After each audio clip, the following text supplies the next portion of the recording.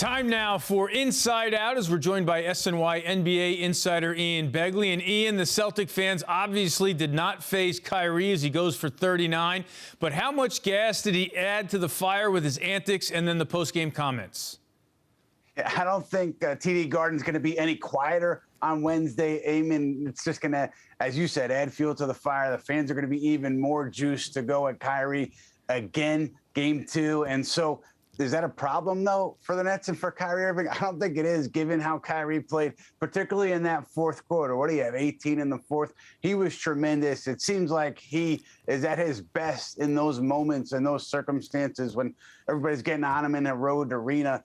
And so it was more of the same from Irving in game 1 here. I think your issue, if you're the Nets, is getting more from Kevin Durant, obviously, and trying to figure out how to slow down Jason Tatum, Jaylen Brown when the Celtics get going.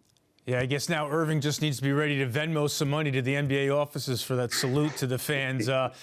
Ian, now to actual basketball. How did the defensive strategies of the two coaches in the final 46 seconds with the Nets up 3 impact the outcome of this game?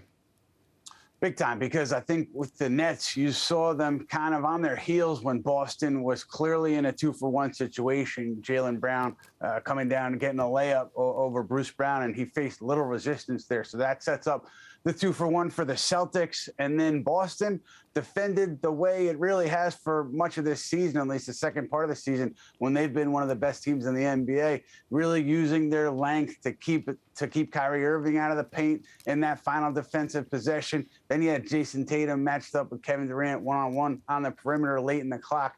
Tatum defended, Durant shot well, Durant missed the shot. Final possession for Boston, not using their timeout, keeping the Nets on their heels in rotation, and just great read by Marcus Smart. So the defense was an issue for Brooklyn late in this game, just as it has been for much of the regular season for Steve Nash's club. Yeah, the Celtics sending that double right away to Irving really messed up the Nets' rhythm on that possession there. All right, looking ahead to game 2, you mentioned getting better looks for Durant, but in your eyes, what's the biggest adjustment Steve Nash needs to do now for the Nets to grab home court advantage?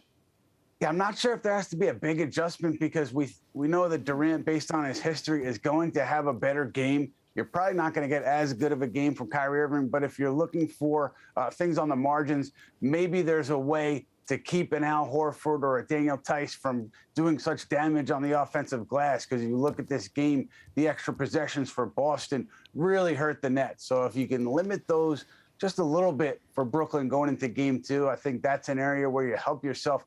Maybe there's a way Nash can scheme that and to keep those guys off the offensive glass a little bit, give Brooklyn an extra possession or 2, and maybe that's the difference in another tight game in Boston on Wednesday night. Plenty of time to think about one that slipped away with game 2 on Wednesday. Ian Begley, thanks for joining us here on Geico Sports Night.